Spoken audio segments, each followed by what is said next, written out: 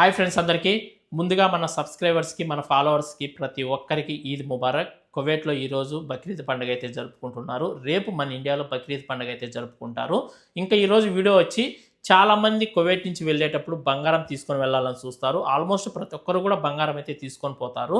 మగవాళ్ళు ఎంత బంగారం తీసుకొని వెళ్ళొచ్చు, ఆడవాళ్ళు ఎంత బంగారం తీసుకొని వెళ్ళొచ్చు, అలాగే ఇక్కడి నుంచి ఎక్కువగా ఎందుకు బంగారం తీసుకొని పోతారు, అలాగే ఇక్కడ బంగారం కొనాలంటే క్యాష్ తీసుకుంటారా, కంపల్సరీగా కేనేట్ ఉండాలనా, ఏటీఎం కార్డు కంపల్సరీగా ఉండాలనా, ఇక్కడ నుంచి ఎవరైతే ఇండియా వెళ్తున్నారో వాళ్ళ పేరు పైన బంగారం తీసుకోవాలా, లేదా మీ ఫ్రెండ్స్ కానీ మీ బంధువులది కానీ వేరే వాళ్ళ కార్డు పెట్టైనా బంగారం తీసుకొని పోతే ఏమైనా ప్రాబ్లం అవుతుంది అనేది కూడా ఈ వీడియోలో మీకు క్లారిటీగా చెప్తా. వీడియో అయితే లాస్ట్ వరకు చూడండి. వీడియో నచ్చితే లైక్ చేయండి. కొత్తగా ఎవరైనా మన ఛానల్ చూస్తుంటే సబ్స్క్రైబ్ చేసుకోండి. అలాగే మనం వాట్సాప్ ఛానల్ కూడా క్రియేట్ చేసినాము. వాట్సాప్ ఛానల్ లింక్ నేను డిస్క్రిప్షన్లో ఇస్తాను. ప్రతి ఒక్కరు కూడా మన వాట్సాప్ ఛానల్ని ఫాలో అవ్వండి. ఏదైనా ఇంపార్టెంట్ అప్డేట్స్ ఉంటే వెంటనే నేను వాట్సాప్ ఛానల్లో పోస్ట్ చేస్తూ ఉంటాను. చాలామంది కువైట్ నుంచి ఇంటికి వెళ్ళేటప్పుడు ఆల్మోస్ట్ ప్రతి ఒక్కరు కూడా బంగారం అయితే తీసుకెళ్తారు. కొందరు 10 గ్రాములు తీసుకెళ్తారు, 20 గ్రాములు తీసుకెళ్తారు, 30 గ్రాములు తీసుకెళ్తారు. వాళ్ళు వెళ్ళేటప్పుడు వాళ్ళ స్తోమతను బట్టి బంగారం అయితే ఖచ్చితంగా తీసుకొని వెళ్తారు. అయితే మగవాళ్ళు ఎంత బంగారం తీసుకెళ్ళాలి, ఆడవాళ్ళు ఎంత బంగారం తీసుకెళ్ళాలి అనేది చాలా మందికి అయితే డౌట్ ఉంది.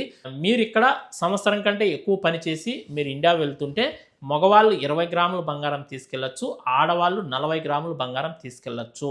ఇంకా తర్వాత వచ్చి కువైట్ నుంచి ఎక్కువగా ఎందుకు బంగారం తీసుకొని పోతారు, ఇక్కడ బంగారం నాణ్యత బాగుంటుంది. మన ఇండియా బంగారానికి ఇక్కడ బంగారానికి చాలా డిఫరెంట్ ఉంటుంది. మీరు కావాలంటే ఇక్కడ నుంచి తీసుకొని పోయిన బంగారం మన భారతదేశంలో కొన్న బంగారం రెండు ఒక తాను పెట్టి చూడండి, మీకు అప్పుడే తేడా కనిపిస్తుంది.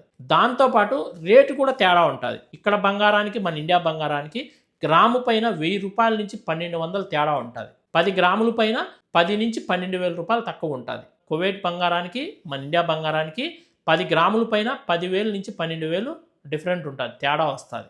మీకు ఎగ్జాంపుల్కు ఈరోజు డేట్ వచ్చి మే 27వ తేదీ. ఈరోజు కువైట్లో బంగారం ఎంత ఉందంటే 1 గ్రాము 22 క్యారెట్ల బంగారం 41 దినారు 700 ఫిల్స్ ఉంది. 10 గ్రాములు వచ్చి 417 దినార్లు పడుతుంది. ఈరోజు దినార్ రేట్ వచ్చి 1 దినార్ మన ఇండియన్ కరెన్సీలో 308 రూపాయలు ఉంది. 417 ఇంటూ 308 ఈజ్ఈక్వల్ 1,28,436 రూపాయలు పడుతుంది. ఈరోజు మీరు 10 గ్రాములు బంగారం కొంటే కువైట్లో.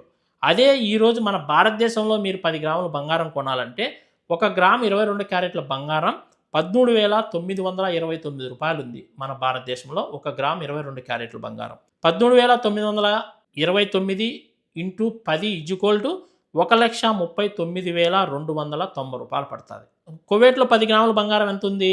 1,28,436 రూపాయలు ఉంటే మన ఇండియాలో 10 గ్రాముల బంగారం 1,39,290 రూపాయలు ఉంది. దగ్గర దగ్గర 10,000 తేడా ఉంది. చూడండి, 1 తులం బంగారం పైనే 10,000 రూపాయలు తేడా వస్తుంది. దాంతోపాటు మన ఇండియాలో బంగారం కొంటే కూలేస్తాడు, తరుగేస్తాడు. అదేందో మనకు కూడా అర్థం కాదు. కూలి ఎక్కువ వేస్తాడు, మళ్ళీ తరుగు కూడా తీస్తాడు. దాంట్లో రెండు కలిపి రేట్ ఇంకా ఎక్కువ అయిపోతుంది. అప్పుడు దగ్గర దగ్గర 1,55,000 1,60,000 పడుతుంది 1 తులం బంగారం కొంటే మన ఇండియాలో. అదే కువైట్లో మీరు 10 గ్రాముల బంగారం కొనాలంటే కూలితో కలుపుకొని కూడా మీకు ఎంత పడుతుంది? హైయెస్ట్ అంటే 1,38,000 1,37,000 కంటే ఎక్కువ పడదు. కొన్ని వస్తువులు కూలి వచ్చి దినార్ నూసేస్తాడు, 450 రూపాయలు వేస్తాడు గ్రామ్ పైన.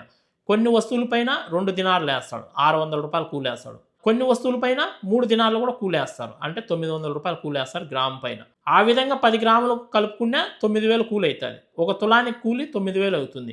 ఆడికి 1,28,000 ఒక 9 అంతా 1,37,000 రూపాయలు చిల్లర పడుతుంది. 1,37,000 చిల్లర పడుతుంది 10 గ్రాముల బంగారం ఇక్కడ కొంటే. అప్పుడు ఇండియాకి ఇక్కడికి ఎంత తేడా ఉంది? దగ్గర దగ్గర 18,000 20,000 తేడా వస్తుంది 10 గ్రాముల బంగారం పైన.